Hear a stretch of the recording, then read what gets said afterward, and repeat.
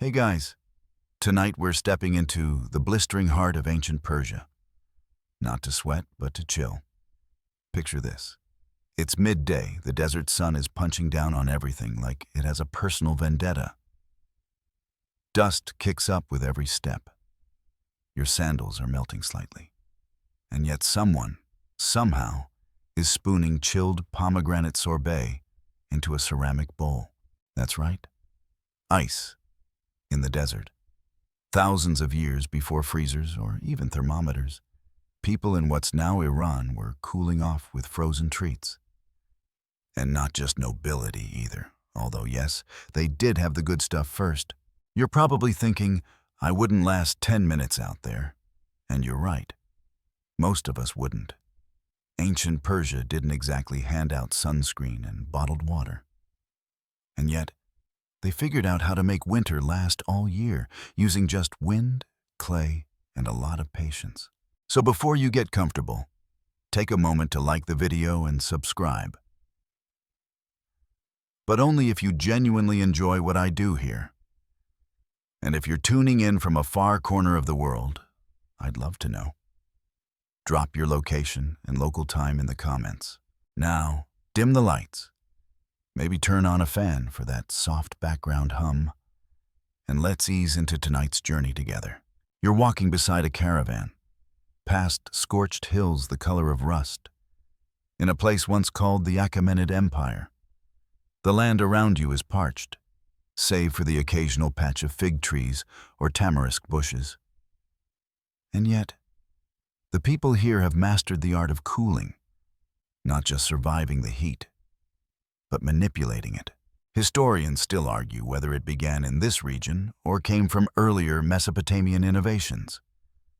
But what we do know is that ancient Persians elevated the practice to an art form. They didn't just want to keep their food from spoiling. They wanted ice. Frozen water. In July, you reach a dusty settlement where the houses are made of thick mud brick. A young boy passes by, licking a lump of something that's steaming slightly in the heat. It takes a second, but you realize it's a block of ice, carved into a treat and flavored with sour cherry. This isn't magic, it's physics and ambition. The Persians used nature like a toolkit, air, water, sun, and shadow, to solve one of the desert's greatest puzzles. But to appreciate their genius, you'll need to get uncomfortable first. You trudge past rows of squat buildings until you see a strange dome rising from the earth. It's not a mosque, not a house. It's something colder. Wider at the base, like an inverted cone, it seems designed for no other purpose than to hold a secret. That's a yakchal, literally, an ice pit. And it's where the magic begins. But we'll come back to that. Right now, let's imagine yourself in a more active role.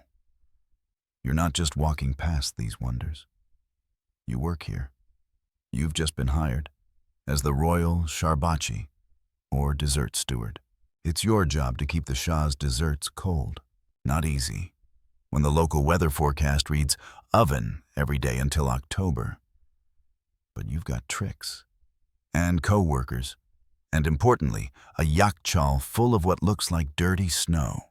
The people of this region built these structures using a special mortar called saruj, a blend of clay, ash, egg whites, lime, goat hair, and sand. Somehow this mix kept water out and cold in. Some of these yakchals have lasted over 2,000 years. They didn't just dump ice in there and hope. No, you'd help layer it with straw, pack it deep into shaded chambers, and seal the place off like it was housing royal jewels. Outside, the sun continues its slow, brutal roast. You can feel the heat curling around your neck. But step just inside the shadow of a yakchal, and the temperature drops like a polite gasp. 20, sometimes 30 degrees cooler, thanks to nothing more than airflow and insulation. It's kind of like standing in front of an ancient, non-electric refrigerator that also looks like it might be a giant sand castle. While the elite enjoyed their icy sharbat and saffron ices, ordinary folks weren't completely left out. There's some evidence that public cooling structures existed too. Whether you were a merchant or a farmer, you could drop off perishables at communal yakchals, or buy chunks of ice carried down from the mountains. That's right. Some of the ice was imported from the mountains on the backs of donkeys and camels. But we're getting ahead of ourselves. Let's go back to that boy with the sour cherry ice. He probably didn't think too much about where it came from. But you, the new Sharbachi, are starting to understand that the coldest part of Persia wasn't in the mountains or the shadows. It was in the minds of those who refused to let dessert melt. You're up before the sun. Sand still cool under your feet as you make your way to the palace kitchens. A line of sleepy goats trudges past, probably judging you. The scent of saffron and cardamom clings to the morning air like a whispered promise. You've got one job today. Get the dessert cold enough to impress a king who's been awake since dawn, because he doesn't believe in sleeping past the rooster.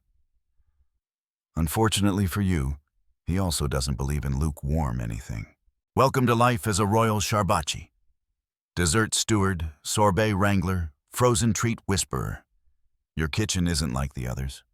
It's quieter, cooler, and smells faintly of citrus and rosewater.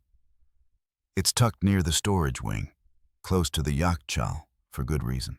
The yakchal itself is a short walk away, looming in the morning light like some ancient earthen spaceship. You pad over with a team of sleepy assistants, each carrying baskets and straw mats. The structure's dome towers over you, capped with a small ventilation shaft. Inside it holds the prize, ice that's lasted through months of brutal sun, carefully packed and tended like a holy relic. Getting ice into the yakchal isn't always simple. In winter, it's easier. Water from qanats is diverted into shallow channels, allowed to freeze overnight in the desert's sub-zero temperatures. The thin sheets are then broken up and stored inside the yakchal. You sometimes wonder how many toes were sacrificed to that frigid task. Probably more than anyone likes to admit. In warmer months, though, it gets creative. That's when ice is brought down from the mountains, painstakingly wrapped in straw and burlap and loaded onto the backs of camels and mules. It's a long journey, and ice doesn't exactly travel well. There's always a little shrinkage along the way. You joke with your crew that each load arrives with a desert tax melted off the top. Today, though, you're in luck. The yakchal is well stocked from the last freezing night a few weeks back. You step inside and are immediately greeted by a hush that wraps around you like a blanket dipped in snow melt. Your breath puffs in little clouds. The walls are thick, curved, and pale. Even sound feels slower in here. You and your team start carefully shaving ice into a wide ceramic basin. A young apprentice adds boiled grape syrup, thick, tangy, and just the right amount of sticky. Another sprinkles in crushed mint, because the king's second wife insists mint cools the soul. And no one wants to challenge her after last week's honey cake disaster. Meanwhile, you stir the icy mixture, scraping the sides and folding it inward. You hum as you work, mostly to keep warm, but also to keep awake. This is the most delicate moment. The mixture has to freeze, but not clump. It's the Persian version of churning ice cream, minus the freezer. Plus the occasional stray goat wandering into your workspace. Historians still argue whether these royal desserts were purely ceremonial or enjoyed more casually. Some say they were reserved only for state events, with elaborate toppings and carved fruit animals.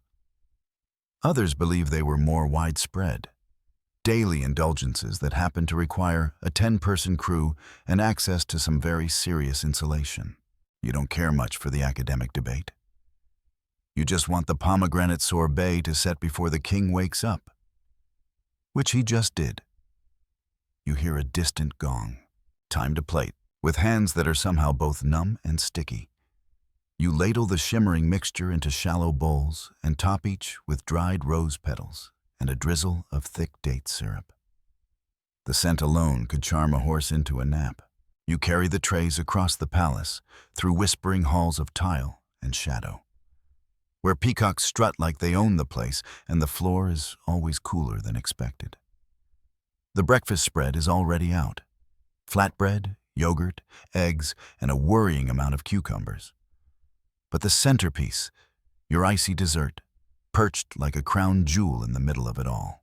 The king approaches. His robe billows, his beard gleams. He raises a spoon, tastes, pauses, a single nod. You won't be reassigned to goat duty today. You exhale, a little too dramatically. A palace guard smirks. Not all desserts are this elaborate. Many are simpler. Frozen grape juice or sweetened snow if you're lucky enough to live near the mountains. But this is the high art of ancient Persian refreshment. Cold, not just for pleasure, but for prestige. And you, somehow, are now part of that legacy. The rest of the day flows like a sleepy stream. The sun climbs high, then higher. Shadows stretch and collapse. You help refill the yakchal with straw, whisper a quiet wish to the wind gods for more freezing nights, and secretly stash a small lump of icy cherry mash for yourself. Later, you sit under a fig tree, cooling your ankles in a Qanat stream, and reflect on your curious new life. You make dessert out of thin air and frozen silence. In a place where nothing should stay cold, you make something colder than memory.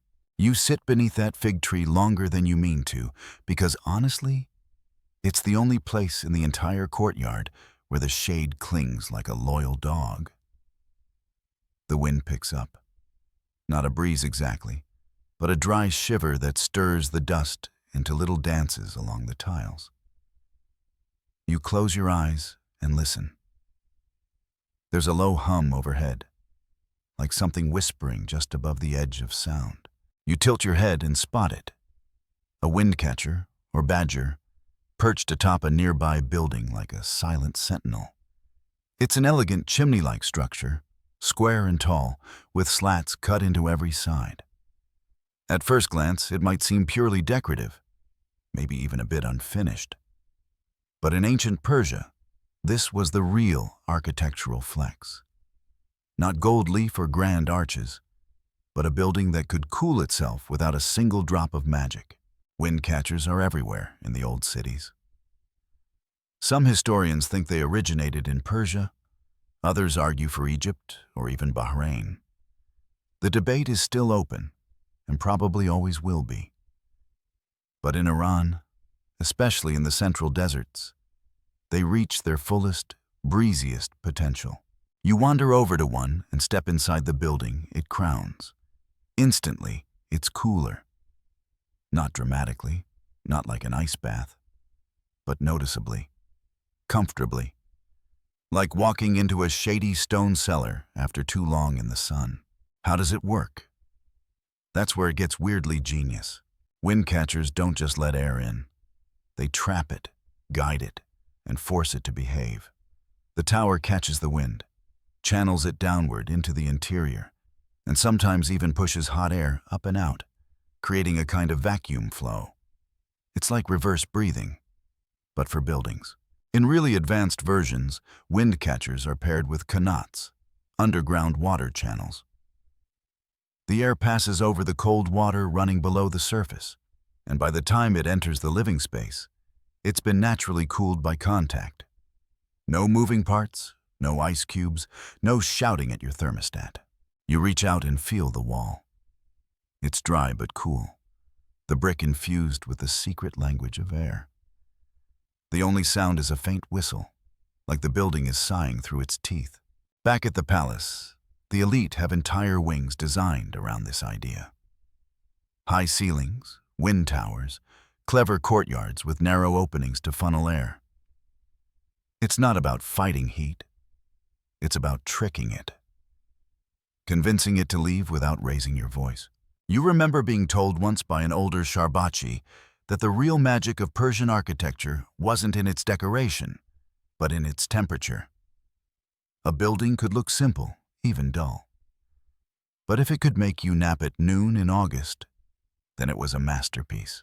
Outside, the sun is now somewhere overhead, threatening to bake your sandals into croutons. You make your way to the city's older quarter, where most homes still follow ancient building codes, even if they don't know it. Mud brick walls are thick, sometimes over a meter deep, with only tiny windows and always placed high. Light filters in, but the heat stays out. Floors are often sunken, adding that little extra escape from the sun. You duck into a baker's courtyard just in time to hear the slap of dough on a hot stone oven. It smells incredible. Sesame, onion, and something sweet you can't place. But what's really impressive is the oven is next to the house, not in it. These people knew better than to bring fire into their living quarters in the middle of a desert summer. The baker nods at you and gestures to the wind catcher above his shop. "No smoke in here," he says with a grin. "Even the bread sweats less." Quirky side note. Some wind catchers had internal dampers, movable panels to control airflow. Like ancient thermostats, others were designed specifically to catch cooler night air and store it indoors by sealing off vents during the heat of day. In cities like Yazd, some buildings had multiple badgers, each tuned to a different direction, just in case one side wasn't cooperating. Historians have dug up blueprints that show how intentional all this was. This wasn't just throwing holes into roofs and hoping for a breeze. There were ratios, angles, even debates on tower height, entire treatises written about wind. You run your hand along a stone sill, worn smooth by centuries of fingers and desert wind. Somewhere up in the tower, a dove coos. It echoes softly down the shaft, almost like the building itself is singing. Modern engineers still marvel at the efficiency. Some even tried replicating it in eco-homes. Others just stand in the ruins, scratching their heads and muttering something about thermal gradients. But you don't need a degree to know what your skin already feels. It works. It worked then, and it still does. So when the sun's at its worst and your job is to deliver something cold, sweet, and poetic to a king with opinions, you quietly thank the builders who listened to the wind. Because in ancient Persia, refrigeration didn't come from a box plugged into a wall. It came from listening to the air, reading the sun, and learning to build with patience, mud, and the world's oldest form of air conditioning, the wind itself. The wind carries you farther now, past the baker's alley and out into the stretches of desert where the city gives way to scrubby land. You're not alone. Goats pick their way along the rocks like bored philosophers, and the occasional shepherd nods at you from beneath a dust-stained turban. But your eyes are fixed on a strange cluster of humps on the horizon. As you draw closer, they resolve into those inverted cones again. More yakchals, half buried in the landscape like forgotten teeth. One is cracked open at the top, its vent broken, but another looks perfectly intact.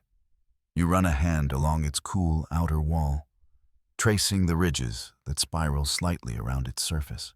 This one is older. No frills, no outer walls, just the pure geometry of a people determined to bend nature to their needs. You step inside. The air smells of earth, cold stone, and a hint of straw. The drop in temperature is almost theatrical. Your sweat dries. Your breath slows. You didn't bring a torch, but light trickles in from a hole in the dome far above, just enough to illuminate the wide pit at the center. That pit, sometimes 10 meters deep, is the heart of the yakchal. Here's how it worked. During the coldest winter nights, water from the nearby Kanat was channeled into shallow pools in the courtyard outside. The dry desert air helped it freeze. Yes, even in the Middle East, those high-altitude nights could get well below zero. Then, at dawn, the frozen slabs were broken up, carried inside, and lowered into the pit. Over days, weeks, sometimes months, layer upon layer of ice built up. Between each layer, straw was packed to prevent sticking and insulate each slab. Eventually, the pit became a solid, icy core wrapped in darkness. And it worked. In this hot, arid climate, the ice could last well into summer, even into early autumn, if managed carefully.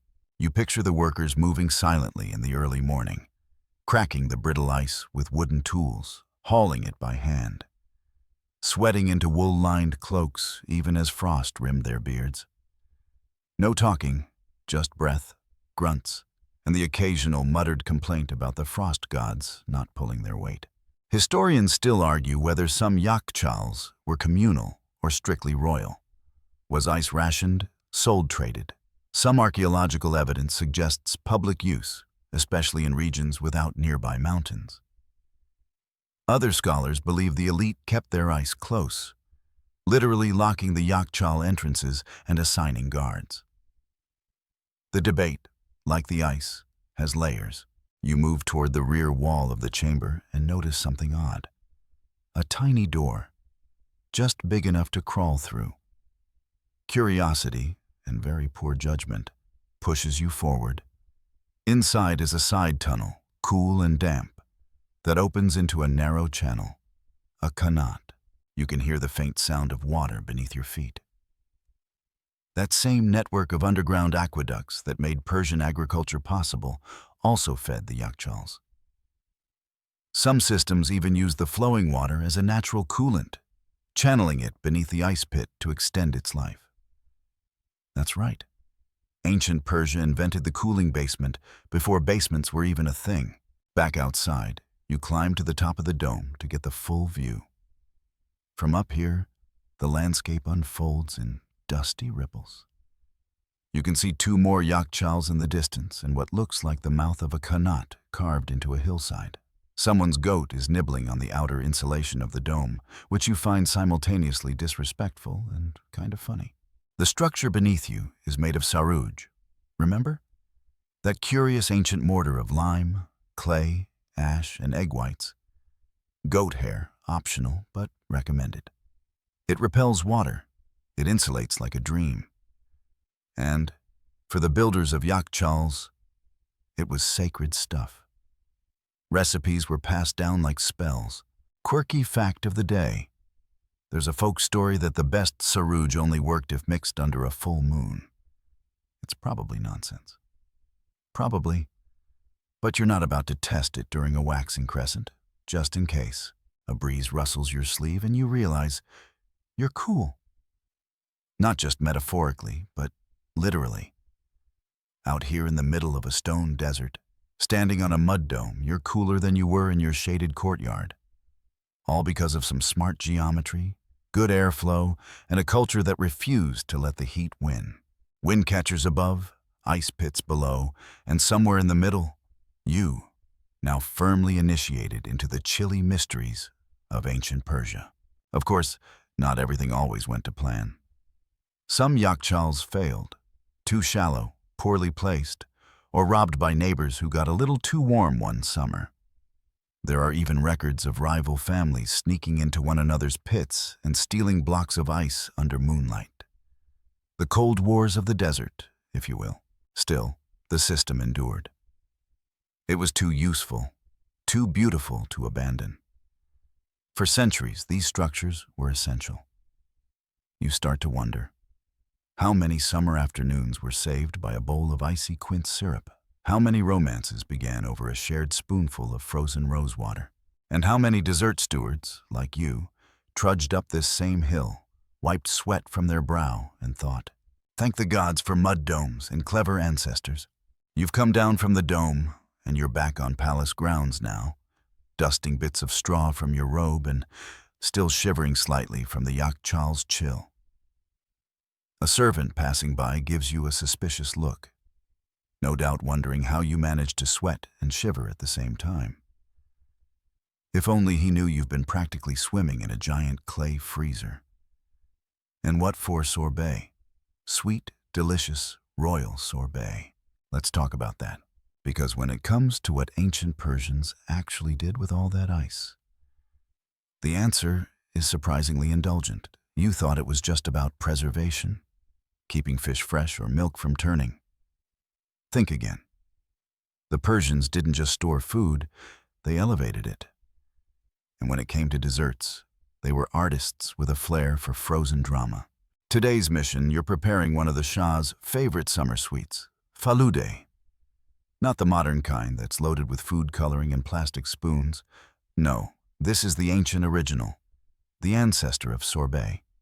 A curious, slushy blend of semi-frozen syrup, rice noodles, yes, you heard that right, and a heavy pour of lime juice or sour cherry extract. It's weird, it's delicious, it's kind of genius. In the courtyard kitchen, your apprentices are already at work. One is stirring a pot of thickened sugar syrup infused with rose water and a touch of coriander. Another is carefully slicing citron peel, bitter, fragrant, and perfect for contrast. There's a third, fanning the shaved ice in a giant brass bowl, trying to coax it into just the right texture. Not too runny, not too stiff. Like snow that got fancy ideas about its career path. The mixture comes together slowly, layer by layer. Syrup meets ice, then in go the noodles, boiled until soft, then rinsed in cool water. They're not really for flavor. They're for texture. Slippery, cool, slightly chewy. You stir it all together, watching as the ice melts just enough to loosen the mixture, then firms again as the breeze catches the bowl. And here's the thing. It's hot out.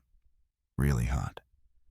The kind of heat that makes you question every life choice that led you to working beside a fire pit in wool. But somehow, with your hands deep in this icy slush, you feel like you're getting away with something. Like you've hacked the universe. Your mentor, an older steward named Hamid, leans in and whispers, "Don't forget the pinch of salt, not for flavor, for temperature." He winks, makes the ice colder. You blink. What? He just laughs and walks off. And he's right, of course. A tiny bit of salt lowers the freezing point, letting the mixture get colder than it normally would. No thermometers here, no physics lectures. Just thousands of years of trial and error, and a culture that knew how to play tricks with nature. Historians still argue how widespread falude was in ancient times. Was it a royal-only dish? Or did local vendors make street versions with honey and snow scraped from mountaintops? Records are fuzzy, often poetic, and occasionally suspiciously exaggerated, especially when written by court scribes with a flair for drama. But one thing is clear. The idea of mixing ice with fruit syrups and herbs goes back a long way. We even have hints of similar treats in earlier Mesopotamian records. The Persians just turned it into an art form. You take a small bowl for yourself. Cook's privilege. The mixture clinks as you spoon it up. It's tart, cold, and perfumed, like someone distilled the idea of a garden. And it makes you pause. Because here, in this dusty courtyard, you're eating something that royalty once summoned poets to write about. Other frozen treats exist too. Ice with sour grape syrup. Saffron granita topped with slivered almonds. Even snowballs soaked in honey and rolled in pistachios. Some recipes come from the mountains, others from cities near the Caspian, where ice was easier to find. There's even a rumor of one dessert made with mulberry syrup and crushed lotus seeds. Exotic, rare, and almost certainly a favorite of someone rich enough to never explain themselves. You pass a bowl to one of the junior kitchen staff who practically inhales it. "Too cold?" she gasps, eyes watering. Then she takes another bite. Later, as the afternoon sun leans westward, the courtyard fills with the quiet clatter of empty bowls. The king's tray is returned. Clean. No criticism. No questions. Just a single dried rose petal left at the bottom, which you decide to interpret as a compliment or a warning. Hard to say with kings. You wipe your hands and glance at the yakchal in the distance, knowing someone will need to start layering more ice tonight if this level of luxury is going to continue. But that's for the night crew. For now, you get a moment of peace. You settle onto a cool stone bench, still holding the brass bowl. The ice has melted. The syrup is warm, but the taste still rich with something more than sweetness. Call it heritage, call it defiance, or maybe just call it what it is: ancient air conditioning, served in a bowl. As the sun begins its slow descent, casting golden streaks across the horizon and turning the sand to molten bronze, you find yourself drawn toward the outskirts of the city, toward the wide roads where camel caravans lumber like ships over dunes. This is the part of the story people often overlook. How did the ice actually get there in the first place? Because while yakhchals were fantastic for storing ice, they didn't always make enough of it, especially not in the scorching heart of summer. When winter nights weren't quite cold enough to freeze the Connaught water, or when demand from fussy royals outpaced supply, there was only one solution: import the ice from the mountains on camels. And not just any mountains. The Alborz and Zagros ranges rise like ancient ribs along the northern edges of Persia. And during winter, they're capped with generous snow. That snow becomes your currency, your treasure, your mission. You're assigned to supervise a shipment. Lucky you. The journey begins before dawn. A string of camels, loaded with heavy bundles wrapped in thick straw and goatskin, trudge out of a highland village where the air is crisp and the wind smells of pine. You're half asleep, clutching a wineskin of warm milk and muttering promises to never agree to volunteer for anything again. Each bundle holds a block of mountain ice, hacked and hauled by workers who've likely been at it since midnight. These men are silent, wrapped in coarse cloaks, their beards crusted with frost. Their faces are marked with sun and snow.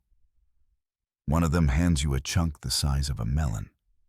It's cold enough to bite your skin, yet somehow already sweating in the highland sun. The ice is wrapped tight, first in burlap, soaked in brine, then packed with sawdust or straw, then stuffed inside specially lined baskets. Some are buried in crates of salt. Some are padded with dried leaves or even layers of old felted wool. Whatever it takes to slow the melt. Historians still argue how far this ice could be transported without turning to slush. Some say as far as 100 kilometers. Others insist 20 was the realistic max unless you had a miracle or a particularly shady route. The truth is, nobody knows for sure. But what's certain is that it was done. Ice reached desert cities. That's not myth. That's logistics. The caravan moves slowly. Camels are not known for their enthusiasm. One stops entirely and stares into space for an hour before deciding to continue. Another sneezes into your robe. You try to take it as a blessing. You fail. Still, you press forward. The air grows hotter. You lose a bundle, just one. When a camel slips and the crate tumbles, you watch it roll into the dust, the lid splitting open like a cracked egg. Inside, half a block of ice, glistening and utterly doomed. You kneel beside it, watching it shrink under the sun like it's ashamed. There's nothing to do but cover it with a scarf and keep walking. By midday, you stop at a caravanserai, a roadside inn with thick walls, water troughs, and shaded stables. You and the other ice minders rush to check the bundles. Some have lost a little weight. Most are still intact. A few, miraculously, feel colder than before. One of the older traders chuckles and taps a crate. "See," he says, "the straw knows how to pray better than we do." He might not be wrong. Inside the caravanserai, merchants sip sour yogurt drinks and roast onions on skewers. You find a quiet corner and pour a bit of pomegranate syrup over a sliver of ice from your personal ration. It fizzes, melts, and then delivers the cleanest, sharpest chill you've ever tasted. In this moment, it's worth every step, every sunburn, every sneeze from an irritated camel. These caravans weren't just about food. Ice had other uses too. Some was sold to healers who believed it could temper fever or cool swelling. Some was brought to temples for ritual purposes. In rare cases, it was used in medicine making, to stabilize delicate mixtures of herbs and oils that didn't tolerate heat. You've heard stories of nobles sending messages ahead to demand an ice foot bath upon arrival, presumably after a long ride in leather boots and 110-degree heat. The request sounds ridiculous, until you try it once. Then it's divine. But there's danger too. These caravans could be robbed, not for gold, but for ice. That's right. Entire gangs existed whose only job was to intercept ice shipments and reroute them to their own cities or households. Some even tried to bribe caravan leaders. One particularly bold noble once kidnapped a camel driver and held him until he agreed to deliver ice to the wrong palace. He was later fined 1,000 drachmas and forced to donate a yakchal to the community. Justice, Persian style. By sunset, your caravan is back on the flatlands. The distant walls of the city shimmer on the horizon like a mirage. The air smells of dates, clay, and that baked dust smell you only get after sunset in drylands. As you approach the city gate, a guard stops the lead camel, checks the cargo, and gives a slight nod. "Looks cold enough," he says.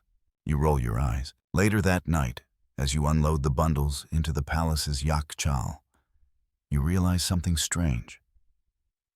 Despite the sun, despite the camel drama, despite the salt and straw and sweat, most of the ice has survived.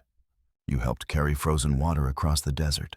And now, thanks to your efforts, tomorrow's breakfast will include a chilled almond milk pudding topped with sour cherry snow.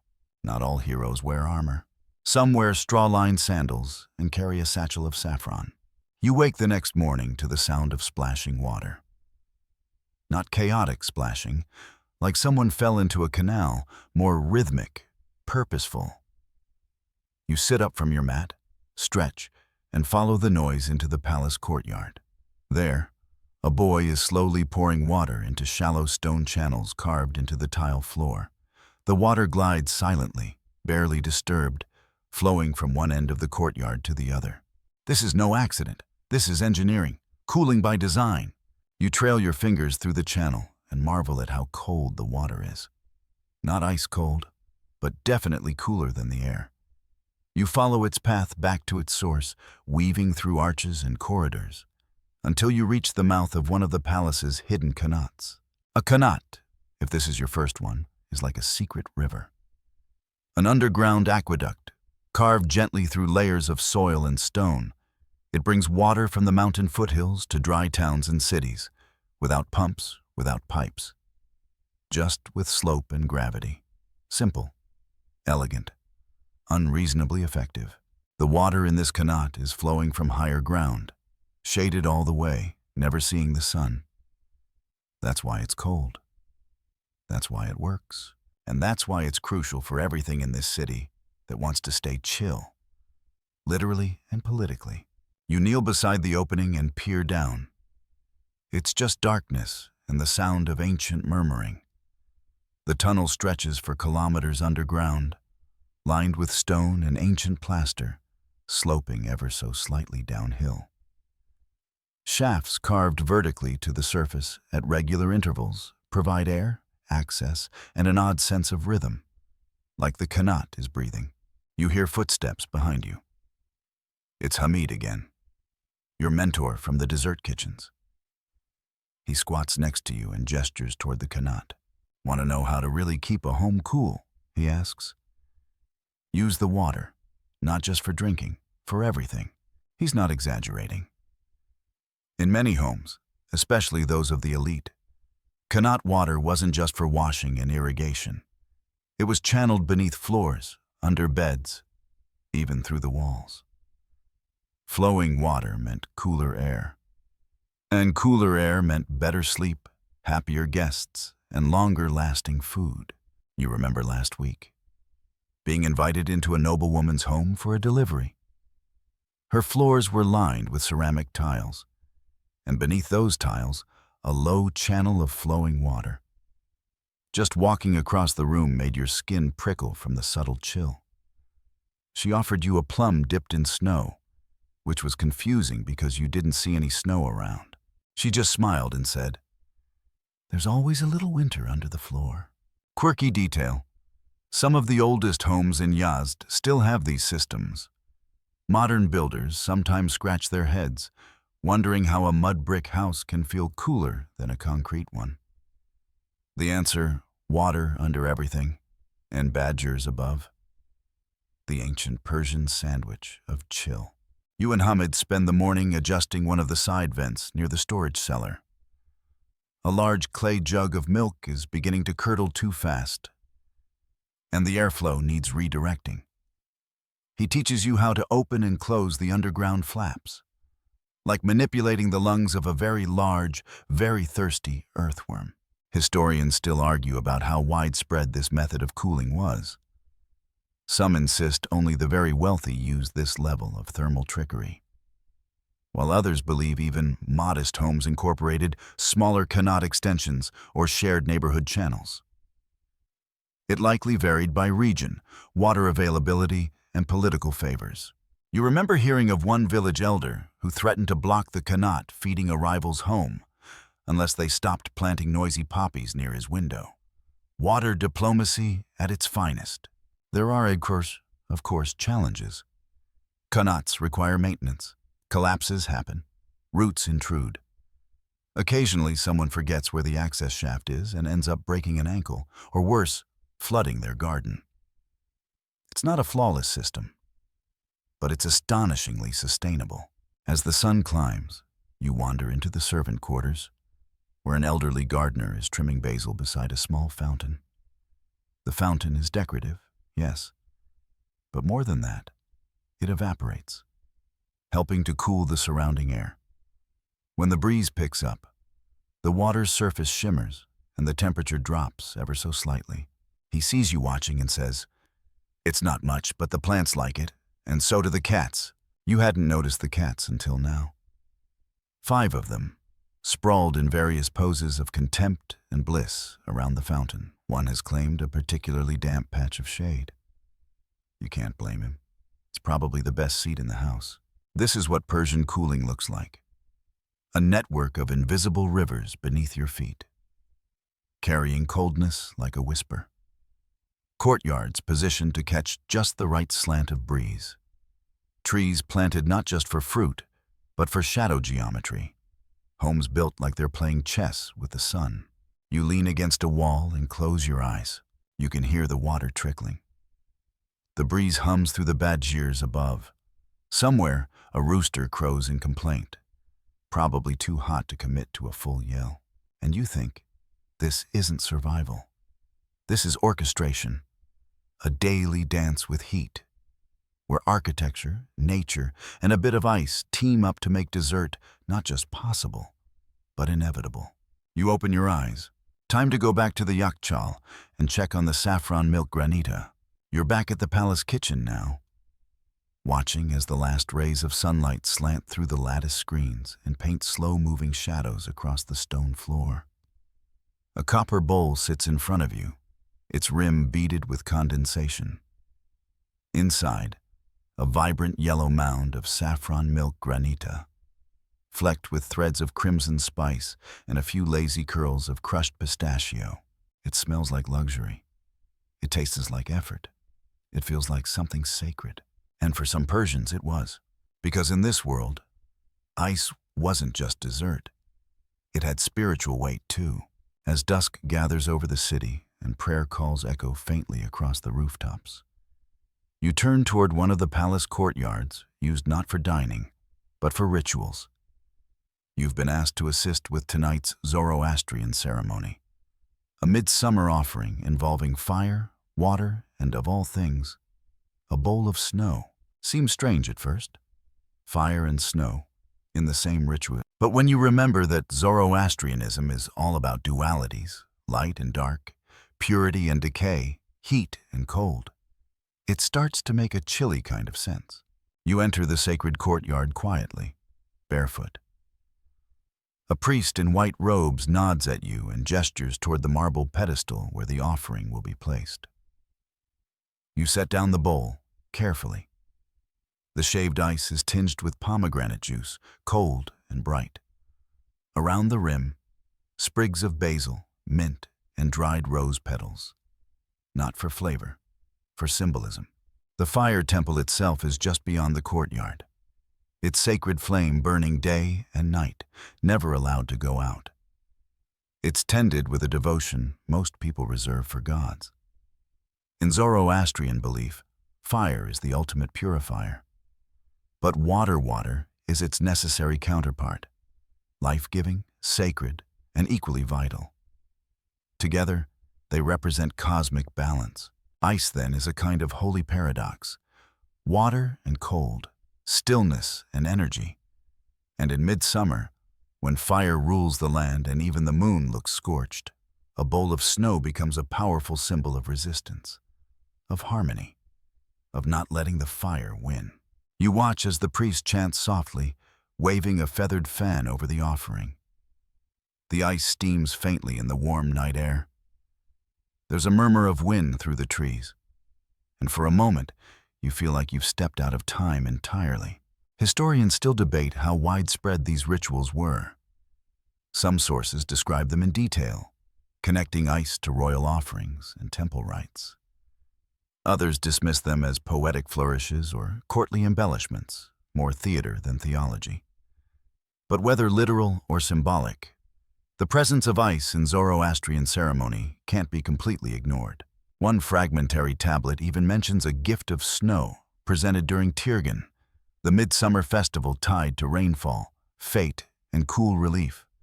It's said that on this day, children splashed in Kanat water, families made offerings of fruit and ice, and some noble houses staged friendly cooling competitions to see who could serve the most lavishly chilled dish. You imagine one of those parties now. Noblemen in pale linen, fanning themselves dramatically as musicians pluck gentle tunes in the background. Silver trays clink with dishes of crushed ice, flavored with everything from sour orange to violet syrup. Servants pass quietly through the crowd, offering rosewater towels and whispering about whose yak chal is rumored to be bigger this year. Somewhere in the corner, a poet scribbles about lips redder than mulberry slush and the kiss of snow in a lover's cup. Of course, not all uses of ice were so romantic. Later that night, you hear murmurs in the kitchen about a dignitary from a mountain province who demanded a bowl of snow before signing a trade deal. Not wine, not gold. Just snow. No syrup, no frills, just cold, white, uncompromising snow. Apparently, he refused to negotiate with men who sweat. You roll your eyes at the story, but privately, you get it. In this world, ice means power. To possess it in summer shows foresight, wealth, and influence. It's not just indulgence, it's infrastructure. You remember an earlier conversation with Hamid, who once said, "People think fire is the hard thing to master, but fire's easy. You just feed it. It's keeping cold that takes planning." It's true. A flame is instinct. But a bowl of sorbet in July, that takes engineering, cooperation, sacrifice, and sometimes sacred ritual. Back in the courtyard, the priest finishes his invocation. The bowl of snow is lifted, carried around the flame 3 times, then placed gently beside the altar. You're told it will stay there overnight, melting slowly as the stars arc overhead. In the morning, it will be poured into the temple's sacred well, mingling with water that's been blessed, stirred, and whispered over for generations. As you leave, you glance back. The fire flickers. The bowl steams. The 2 elements regard each other like old rivals, mutually exhausted. You return to your quarters with the scent of ash and mint still clinging to your sleeves. You lie down. The walls are cool. The breeze is steady. And you think, maybe snow isn't just a luxury. Maybe it's a prayer in disguise. The next day, the palace is unusually quiet. Not the eerie kind of quiet. No political coups or misbehaving camels. But the lazy, sun-sleepy hush of a high summer afternoon. Even the peacocks look drowsy, draped like velvet rugs over the shady spots. You finished your morning duties, which included delivering iced plum compote to the Queen's cousin, who ate it with all the enthusiasm of someone being forced to chew through a chilly obligation. So now you have a rare moment to yourself, and you use it to wander, past the main kitchens, past the dusty training grounds and herb gardens. You slip through a narrow, rarely used corridor that leads into one of the older residential wings. This is where the lesser nobles used to live. The cousins of cousins, the minor diplomats, the daughters no longer quite of marriageable age, but still too politically delicate to ignore. It's mostly abandoned now, but a few caretakers keep it from falling into dust. You're here because someone once told you this wing contains one of the oldest cool houses in the palace. A place so well designed, so perfectly attuned to airflow and shadow that it never gets hot, not even in August. You open the creaking door and step inside. The difference is instant. Outside, sticky, shimmering heat, the kind that makes your eyeballs sweat. Inside, a coolness that settles on your shoulders like a silk shawl pulled from a shaded stream. You take a few steps forward, letting your eyes adjust. The walls are thick, nearly a meter deep, made from mud brick and coated in pale lime plaster. The floors are sunken, smooth stone that retains the chill of night well into midday. Light filters in through carved wooden screens, mashrabiyah, casting intricate lace patterns across the floor. They aren't just pretty. They cut sunlight while still letting the breeze snake in. And oh, the breeze. You didn't even notice it at first. It's so subtle. Just a slow, lazy drift of air, moving through the corridors as if it has somewhere to be, but isn't in a rush. The walls are curved slightly, concave in places, to help guide that air. It's not decoration. It's science. Or sorcery. Or both. You pass through a series of open doorways and into a circular chamber at the heart of the house. Above you, a small domed skylight with a narrow opening. It lets in the light, but not the heat. Around you, a ring of wall niches filled with decorative bowls, polished stones, and, of course, scented water jugs. Because nothing cools like a damp cloth across the neck and the smell of rosewater in the air. In the center of the room is a shallow pool, no more than a few inches deep. It glints softly, disturbed only by the occasional ripple of wind. This isn't for bathing or drinking. It's for evaporation, a natural cooling technique the Persians mastered long before anyone could spell refrigerant. As the water evaporates, it draws heat from the air. Subtle, elegant, whisper quiet refrigeration. You sit beside the pool and dangle your fingers into the water. It's not ice cold, but it doesn't need to be. It's cooler than your skin, and that's enough. You think of the noblewomen who once lived here, walking barefoot across these floors in gauzy slippers, sipping chilled grape juice while servants fanned them with ostrich feathers. Maybe one of them wrote poetry. Maybe one of them plotted minor palace intrigues. Or maybe they just appreciated that someone built a room where the air moved on purpose and the sun never got too pushy. Historians still argue whether these structures were truly air-conditioned in the modern sense. The term is misleading. What they were, rather, was thermally intelligent, built with an understanding of how heat behaves, how wind shifts, how light bounces. No mechanical parts, no fuels burned. Just balance.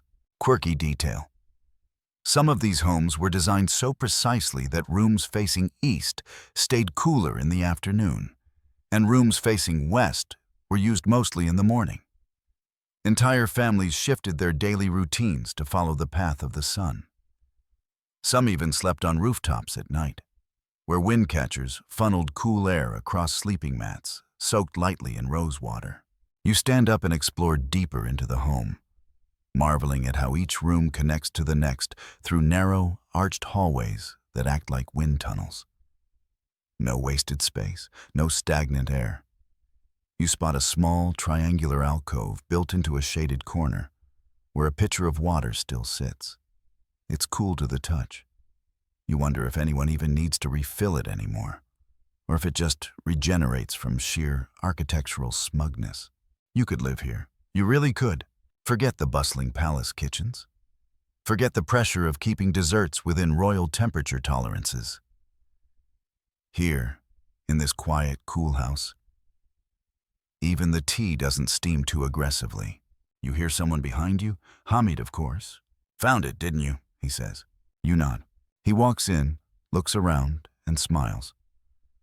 "This was my aunt's wing. She used to say the walls whispered to her when they were happy. You listen. They still might." Later that night, you lie awake in your quarters, the ceiling fan clacking slowly above. Not mechanical, but a woven cloth disc pulled gently by an apprentice with a rope and no great enthusiasm. It's too hot to sleep, so you wander out again, drawn by the hum of water and the promise of cooler air.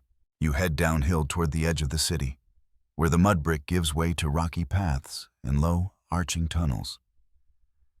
The moon is high now, bathing everything in soft silver. The stars look close enough to grab.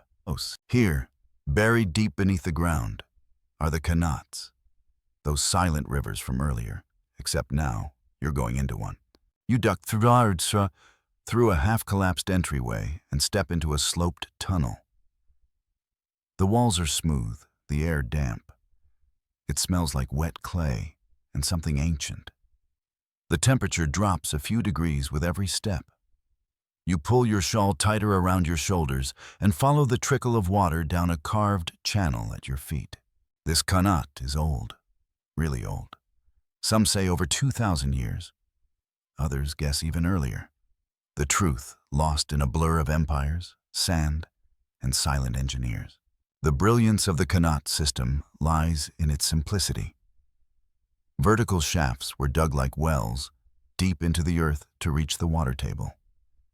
Then, horizontal tunnels were carved gently downhill from those shafts, allowing gravity to pull the water from the mountains to the city. No pumps, no gears, just slope, patience, and a lot of sweat.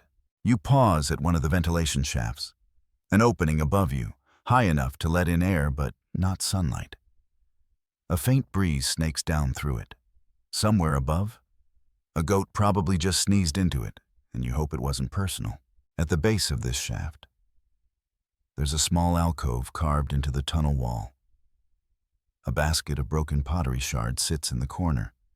Remnants of old jugs, maybe used to carry water or measure flow. Or maybe they were just forgotten. Either way, it feels like you're walking through a museum that never bothered with display cases.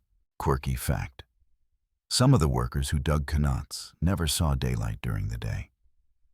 They lived underground for weeks, tunneling slowly, emerging only when the shafts reached the city. Legends say they had eyes like cats and bones that ached with the hum of running water. You hear a trickle beside you, louder now. The water here is colder. You kneel, cup your hands, and drink. It tastes clean, metallic, and slightly sweet, like it remembers snow. This is the same water that cools the palace, feeds the courtyards, and flows beneath the yakchals. It has been flowing for centuries, always downhill, always toward the light. Historians debate how these systems spread. Some say Persia exported them to the Roman Empire. Others claim similar systems existed in Oman or China, or even early Peru. It's likely that several cultures figured out similar ideas at different times. Because when you're surrounded by heat and thirst, cleverness becomes a shared language. Still, Persia perfected it. Some Qanats stretch for over 70 kilometers. That's longer than most rivers in small countries.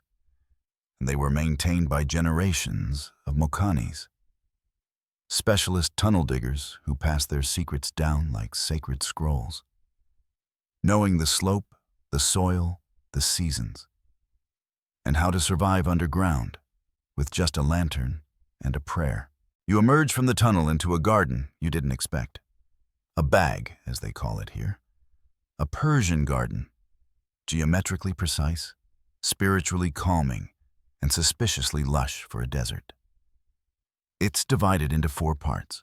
One for flowers, one for fruit, one for shade, one for silence. The air smells of jasmine and fig. In the center, a square pool. Water flows into it from the qanat beneath your feet. This garden isn't just for beauty. It's part of the cooling system. The water evaporates gently, pulling heat from the air. The trees are planted to shade each other. The walls are high to keep wind moving slowly. It's not decoration. It's engineering disguised as peace. You sit on the garden's edge, legs dangling over the pool, and look up. Stars. Quiet. A bat flutters past. Somewhere, a nightingale sings one long, dramatic note and then stops, apparently satisfied. This, you realize, is how the city breathes. Not just through the grand domes or the palace wind catchers, but through this hidden lattice of earth, water, and shadow. A secret nervous system humming just below the sand. You let your feet skim the pool. The water is cool. You somehow are cooler still. By morning, the heat is already curling against the palace walls like a sleepy cat looking for mischief. You're back in the kitchen, your sleeves rolled up, elbows deep in crushed ice and orange blossom syrup. Today, you're preparing a breakfast surprise. Snow-dusted melon slices with a drizzle of honey and crushed dill seeds. Sounds odd. Maybe. But don't knock it. Persians have been getting creative with chill long before brunch was invented. As you work, you overhear 2 young scribes gossiping near the courtyard well. They're arguing over who really invented the yakchal. Persians, one says confidently. Obviously, everyone copies us. Egyptians were storing ice before we even had qanats, the other counters. You smile. Historians would be proud. This debate has been going on for centuries, maybe longer. The truth is murky. There's no single smoking shard of pottery that says, first ever freezer, patent pending. What we know is that Persia developed the most sophisticated version of desert ice making the ancient world had ever seen. But it's likely the broader concept of cooling food and drink existed in multiple places. Egypt, Mesopotamia, parts of China, each with their own flair. Some early Egyptian tombs depict servants fanning clay jars of wine, which may have used evaporative cooling to chill the contents. Mesopotamians, too, had underground storage pits, though they leaned more toward fermentation than sorbet. But Persia took the idea and turned it into infrastructure. Not just a one-off cool trick, but entire cities designed to accommodate and distribute ice. Dome-shaped yakchals, badgers perched like breeze-summoning antennae, courtyards carved for optimal shadow play. You once heard a traveling merchant say, "In Persia, the buildings sweat less than the people." That's not a complaint. It's admiration. Still, others tried to copy it. You remember last year's diplomatic visit from a Greek envoy? He returned home babbling about ice houses and desert sorbet. A few months later, you heard that one of his cities tried to build their own yakchal. It collapsed, twice. Turns out, copying a Persian dome without understanding Sarouj mortar or airflow physics is like trying to make baklava without patience. It folds in all the wrong places. Then, there were the Romans. You hear they tried importing snow from the Alps, carried down in sealed containers, rushed to banquets for showy ice wine displays. Spectacular, yes. Efficient, not really. But they loved the drama. Even in China, early ice storage techniques appear in ancient texts. Deep pits lined with straw, ice cut from winter lakes and stored beneath imperial palaces. The Han dynasty may have had their own version of summer sherbet, possibly flavored with fermented plum, possibly the first recorded acquired taste, the Persian advantage. They weren't just collecting ice. They were making it. On purpose and on location. Carefully flooding shallow ponds overnight, letting the dry desert air do its work, then harvesting the thin crusts with bamboo scoops or curved wooden blades. That part's important. It means the system didn't rely on geography alone. You didn't have to live next to a mountain to have ice in summer. You just needed knowledge, planning, a few thousand bricks, and of course, patience. Quirky detail. In one village, it said they used donkeys to stomp the ice into tighter layers, singing chants to keep rhythm. The donkeys hated it. The villagers claimed the ice was colder if the donkeys were grumpy. Science has yet to confirm. You serve the chilled melon to the scribes who were arguing earlier. They fall silent immediately, mouths full. One of them gives you a quiet nod of appreciation. The other wipes his chin and says, "Rome could never." You agree. Not out loud, of course. That would be gloating. But silently, in the cool center of your chest, you do. Later in the day, you wander out to meet a spice merchant from India, one of the palace's regular suppliers of cinnamon, clove, and dried mango. He's brought something new this time. Shards of candied ginger preserved in lime syrup. You trade 2 pouches of snow-dusted dates for it. The moment you taste it, you're already dreaming up a new frozen recipe. Spices like these were part of the Silk Routes, those vast arteries of trade that connected Persia to the rest of the world. Through them came new flavors, ideas, and of course, jealousy. Visitors would return home, dreaming of Persian sorbet, frustrated by the failure of their yakchal knockoffs. Historians sometimes point to this as Persia's cool power. Not hard power, not soft power, but cold power. A kind of diplomatic flex, showing that your civilization was not only wealthy, but smart enough to control temperature in one of the hottest regions on Earth. You head back to the kitchen, ideas already forming. Candied ginger faluda, lime sorbet with black salt, maybe something with tamarind. All you'll need is ice, and fortunately, you know exactly where to find it. The kitchen is dim now, shutters drawn against the blazing afternoon light. The only movement coming from the slow sway of woven fans and the soft clink of ceramic bowls being stacked. You're cleaning up after lunch service. Today's menu included barley stew, cucumber salad with mint, and a chilled yogurt drink so tangy it almost made the steward of spices weep. Almost. Just as you're finishing, Hamid enters with a slightly crooked smile and a folded scrap of parchment in hand. "They want you," he says.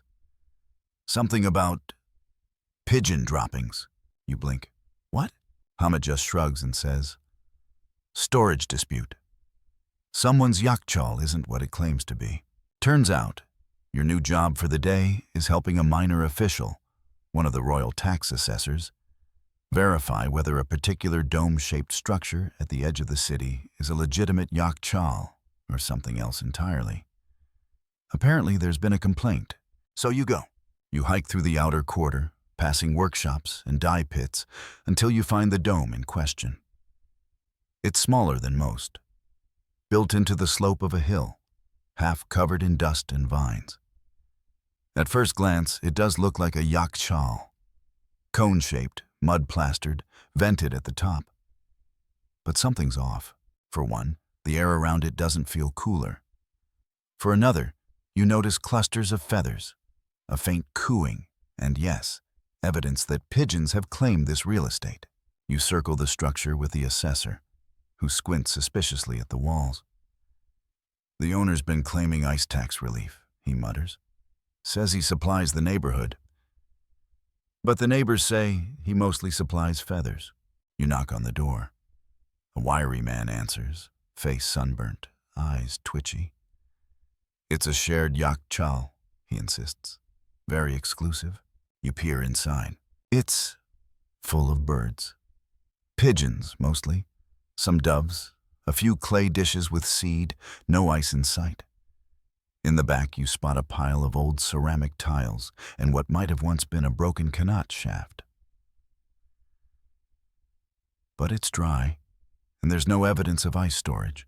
Hamid would have had a field day. Historians still argue whether some of these fringe structures were genuinely intended as yakhchals or were repurposed later. In truth, the line between a storage dome, a pigeon coop, and a shady business model was sometimes blurry, especially in smaller towns, where the architecture mimicked official domes but didn't always deliver the function.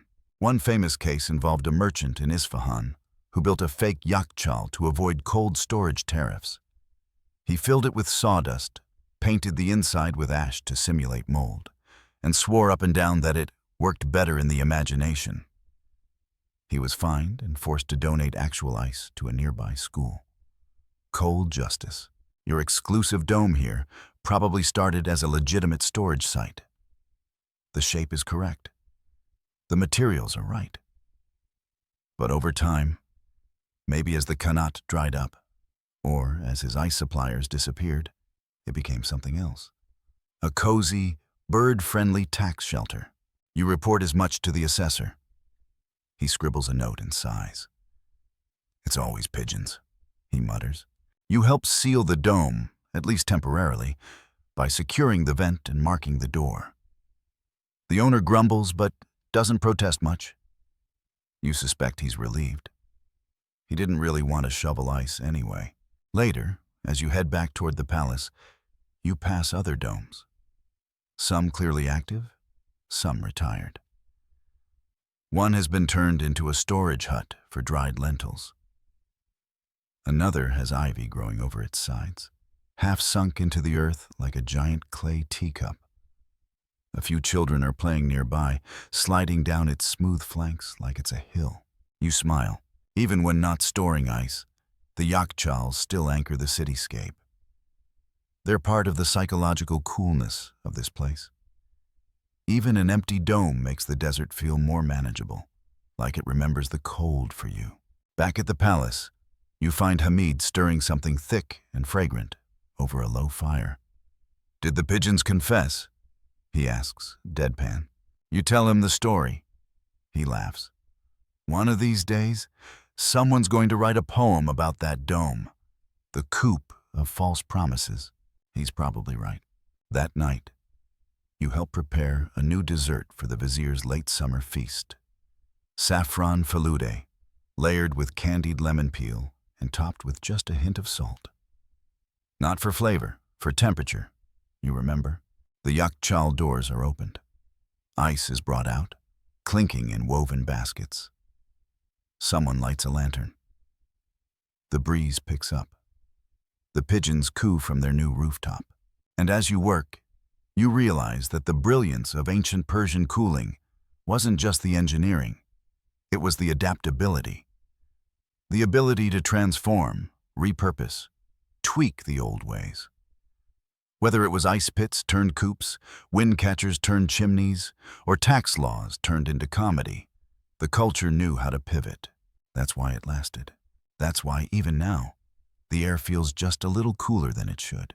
The vizier's feast is long over by morning, and the palace smells like the sweet aftermath of too many dates, too much melon, and just enough saffron to make every linen napkin slightly yellow. You're up early again, scraping melted ice out of brass bowls and wondering how people manage to look dignified while slurping falude at midnight. You hear rumors of a dispute near the northern city gates, and by midday, a summons arrives. Yep, you're being asked to investigate ice theft. Well, not theft exactly. It's more like strategic ice relocation without official paperwork, which in bureaucratic Persian is just polite larceny. You follow the guard to a merchant's quarter, where two rival spice dealers are yelling at each other across a fountain that probably deserves better. One is accusing the other of stealing his ice blocks during the night and replacing them with straw-wrapped bundles full of salted cucumbers, which, while cooling in their own way, lack the crucial property of being, ice. You sigh, step between them, and ask to see the storage chamber. It's a modest dome tucked behind a shop, with a sloped vent and a small wooden door. Inside, it smells wrong. Ice storage should be crisp, earthy, maybe a little like cold mud. This smells pickled. You see the bundles immediately, neatly packed, tightly tied, and sure enough, they're cucumbers. Very confident cucumbers. Probably smug. The merchant howls in protest. He took the ice before the festival. My melon carts melted. You turn to the accused. He shrugs. I was owed ice. He said he'd trade for fennel. I traded. Without his agreement. Well, I thought he would agree, eventually. You rub your temples. Historians still debate whether ice was taxed, rationed, or simply part of a free market chill economy. In larger cities like Persepolis, royal ice pits were state-managed. But in merchant towns, ice was often bartered, sometimes stolen, occasionally redirected in the name of family favors or wedding demands. One recorded complaint, scratched into a clay tablet, reads, "My brother took my snow and gave it to his third wife. It was not her birthday. I await your justice." Bureaucracy, ancient or modern, has a certain poetry to it. There's even a legendary tale about a nobleman who tried to hoard ice during a particularly hot summer. He bought up nearly all the caravan deliveries, stored them in his private yakchal, and hired guards to keep others out. Within days, half the town was simmering, and one enterprising local poet began mocking him in verse, calling him the snow gobbler of Susa. The poem went viral. Well, as viral as things went when written on parchment. And the nobleman's house was besieged by angry villagers demanding a public scoop. Eventually, he was forced to host a sherbet festival to appease them. Back at the current cucumber crime scene, you settle the dispute by offering a simple, slightly ridiculous compromise. The accused will deliver 2 baskets of real ice, accompanied by one of his servants for proof, along with a gift of honeyed almonds as a peace token. Both parties pretend to grumble, but accept. Pride soothed, trade resumes. You walk away before they can rope you into tasting the cucumbers. That evening, as you reflect on the day's absurdity, Hamid joins you under the tamarisk trees with 2 bowls of a new invention. Fig sorbet, chilled and firm, topped with grated pistachio and a touch of vinegar. It's sour, he warns. You taste it. It's very sour. But it's also cold and bold and weirdly refreshing. You laugh. Hamid raises his bowl. 2 cold things and warm-blooded merchants. You clink bowls. There's something oddly beautiful about how precious ice is here. In modern times, we forget. We tap a machine and cubes fall like obedient little glaciers. But here, every sliver represents labor, patience, planning, and often drama. Theft was just part of it. There were also misallocations, mistaken deliveries, forged yakchal permits, and even whispers of ice bribes. One record from the palace archives details how a foreign envoy secured a favorable trade deal after gifting the court 3 sealed jars of mountain snow infused with jasmine and blue lotus. The jars were delivered in boxes lined with crushed pearls and camel felt. It's unclear if the snow survived the trip. It's very clear the envoy got his trade deal. You imagine what it must have felt like for someone to receive ice, gifted to them. Not purchased, not ordered, but offered, as a symbol of status, of care, of connection. It's intimate, almost like a handwritten letter in frozen form.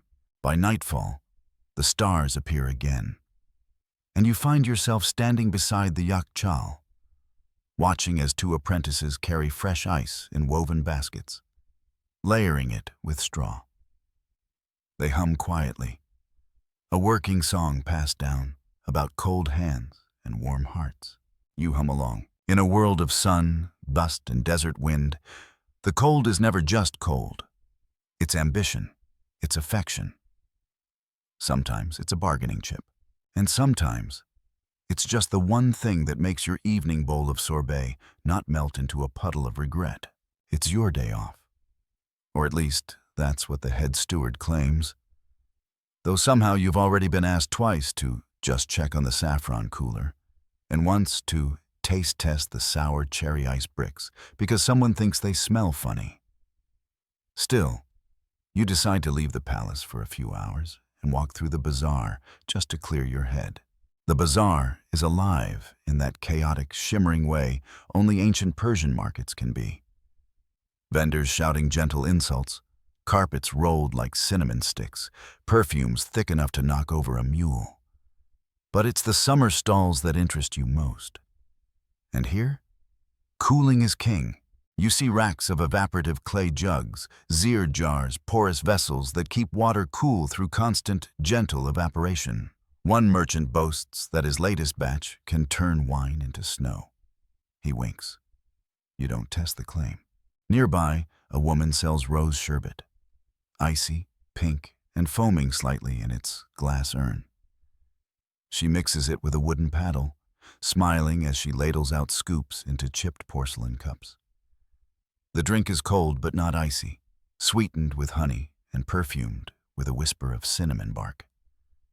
You sip slowly, the coolness washing away the dust on your tongue. How do you keep it cold? You ask.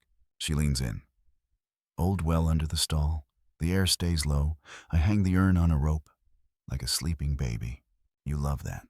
This is how the legacy of Persian ice lives on, in thousands of tiny, everyday adaptations. Not just the dramatic yakchals and wind catchers, but clever jars, shaded courtyards, clay basins buried just deep enough, coolness by 1,000 cuts. Even in houses without access to full qanats, people have ways. One older man tells you his grandmother buried milk pots in the earth and covered them with wet cloth each night. She said it made the butter sing, he chuckles. Historians still puzzle over when exactly Persia's ice-making traditions began to fade. Was it the Arab conquests, the Mongol invasions, the gradual rise of mechanical technology, or perhaps it wasn't a single event, but rather a long, quiet melt of practicality, giving way to convenience? You stop near a former yakchal on the city's southern edge. It's partially collapsed now, sunken in on one side, and being used as storage for sacks of lentils and dusty wooden plows. A boy is sitting near it, using the vent shaft as a perch while chewing on a reed. Did it really used to be full of snow? He asks, not even looking at you. You nod. Sometimes all the way to the top. He frowns. Why'd they stop? A good question. You think back to the last century or so. New rulers, new technologies, railroads and telegraphs, and eventually refrigeration. Imported ice. Then electrical coolers. Easier, faster, less poetic. Suddenly, no one had to court the wind or coax ice out of the sky. You just flipped a switch. But something was lost. Not just the craftsmanship, but the rituals. The seasonal anticipation. The way people built entire communities around cold. From the workers who carved ice to the poets who described it as sky stone and the summer's softest enemy. There were even ice festivals once. You've seen paintings. Crowds gathered around shallow pools, lanterns floating in the night, musicians playing slow songs as the first ice of winter cracked beneath their feet. Children would taste it off the edge of blades. The old would save the first flake in ceramic bowls, placing it on altars. A reminder. The desert has not one quirky detail. Some towns would mark the first successful freeze of the year with a single bell chime. No fanfare, no speech. Just a tone in the night, soft and solemn. You like to imagine people waking, smiling in their beds, whispering, "We have ice again." Now, though the yakchals are slowly disappearing, some are protected by scholars and preservationists. Others are buried under shopping centers or filled with refuse. A few stand proudly, still cool, still functional, but mostly as curiosities. Yet even in their fading, they hold on. You look up at the structure beside you. One side crumbled, yes, but the other still sturdy, still curved toward the breeze. The sarouge mortar, long cracked, still resists water. The dome, though chipped, casts a perfect shadow. You place your hand on the wall. Cool. Even after all this time, it remembers. You wander back to the palace through shaded alleys, your cup of rose sherbet long finished. In one corner, a family has built a small wind catcher over their oven. In another, a little girl fans her baby brother with a folded palm leaf soaked in mint oil. It's all still here, in bits and pieces. At the palace gates, Hamid is waiting. "Where have you been?" he asks, not unkindly. "Talking to ghosts," you say. He nods. "Did they offer you any more cucumber ice?" You groan. He grins. Then, seriously, "You ready for the last batch? Tonight's ice pull is the last before the festival." You nod. Because some things may melt away, but not just yet. The night before the festival is a kind of soft madness, busy, breathless, but oddly calm at the same time. The palace courtyards are lit with lanterns strung between fig trees and stone archways, each flame swaying like it's listening to music only the wind can hear. You're deep in the kitchen wing, standing over the Yakchal entrance, ready for the final pull of the season. This is the moment everything's built toward. One last deep breath of winter before summer tightens its grip. Your crew is ready, baskets lined with straw, salted cloths folded neatly, ceramic bowls stacked in careful towers. Everyone moves a bit more slowly tonight. It's not just the heat, it's the weight of tradition. There's something ceremonial in the air, even if no one says it out loud. You and two others enter the dome. Inside, the ice still sleeps. It's darker than usual. The air has that sharp, dry bite of stored cold, a quiet hostility that the body learns to welcome. You kneel by the ice pit, hands already numbing as you start to extract the first layer. It shatters softly, not loudly, like thin glass breaking under polite protest. The ice is beautiful, layered, pale, shot through with fine lines like a fossilized stream. You carve gently, stacking each slab in a waiting basket, pausing now and then to wipe your brow, even though the sweat has mostly frozen before it forms. This batch will become festival sweets, every bowl drink and slush infused with something cool. You've been preparing for weeks. Rose, lime, pomegranate, melon, a syrup made from soaked mulberries and black vinegar. There's even talk of saffron chili sorbet for the few guests who confuse pain with flavor. Outside, music begins to rise. You can hear tambourines, reed flutes, the low thump of skin drums. The festival has started. You're late. You don't care. You emerge from the Yakchal carrying the final basket. Hamid's already set up the first stall, brass bowls on blue cloth, topped with chips of ice and loops of candied orange peel. A small line has formed. One child stares, wide-eyed, at the frost collecting on the rim of a serving dish. It's time. You hand out sorbets and granitas, sherbets and snow drinks. You move like a magician performing cold tricks. Ice that steams, bowls that bead, spoons that hiss softly in contact. The crowd is cheerful but hushed, as if they understand instinctively that cold is sacred tonight. You glance up at the sky. The stars are clear, the moon a calm, watchful face. A breeze moves through the palm trees. Somewhere in the distance, someone sings a folk tune in a key that only appears during festivals and heartbreak. Then someone taps your shoulder. It's the oldest servant in the palace, barefoot, grinning, and holding a chipped ceramic dish. "Do you remember the first one you ever served?" he asks. You think back. It was months ago. Pomegranate sorbet, too soft, slightly grainy. The king liked it anyway. "Barely," you admit. He raises his dish.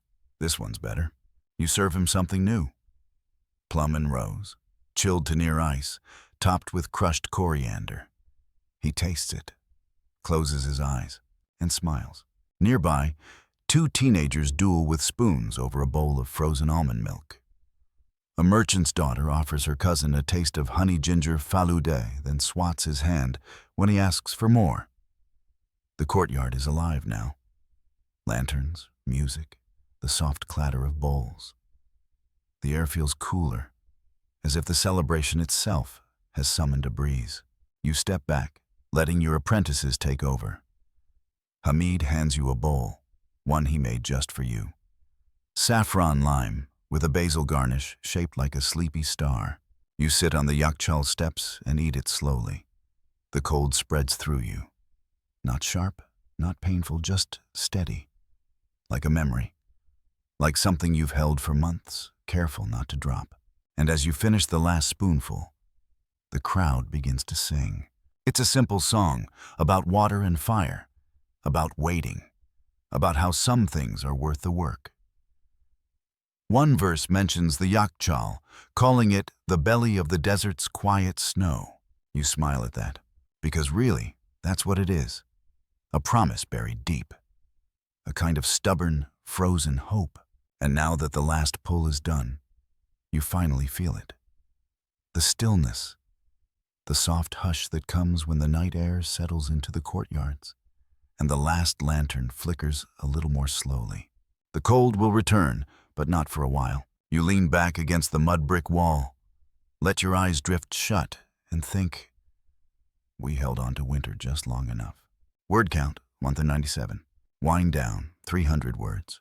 The night begins to wind down now. The lanterns hang lower, their flames smaller. Even the wind catchers seem to quiet, exhaling one last gentle breath before sleep. You sit there, bowl empty, eyes half closed, the hum of conversation around you fading like footsteps down a corridor. Somewhere nearby, a lute plays a single, drawn-out note, long and low. The kind of sound that seems to stretch time itself. A child laughs softly. A spoon clinks against a bowl. The smell of mint rises from someone's scarf. All of it blends into a kind of peaceful blur. You think of the ice, packed deep in the yakchal. What remains of it? Still cold, still waiting. Like a message from the mountains, sealed in clay and buried in patience. The stars overhead seem softer now. Their light less sharp, more like candle glow on water. You feel the weight of the night settling into your bones. Not heavy, but familiar, like a wool blanket after a long day. And for just a moment, everything stops. The music, the motion, the heat, it all dissolves into stillness. You're warm but not hot. Tired but not drained. You are, perhaps for the first time today, perfectly comfortable. The kind of comfort that only comes when the world quiets and says, gently, you did enough. So close your eyes. The yakchal will keep watch. The wind will still whisper. And the coolness you've carried with you tonight, it stays. Not forever, but just long enough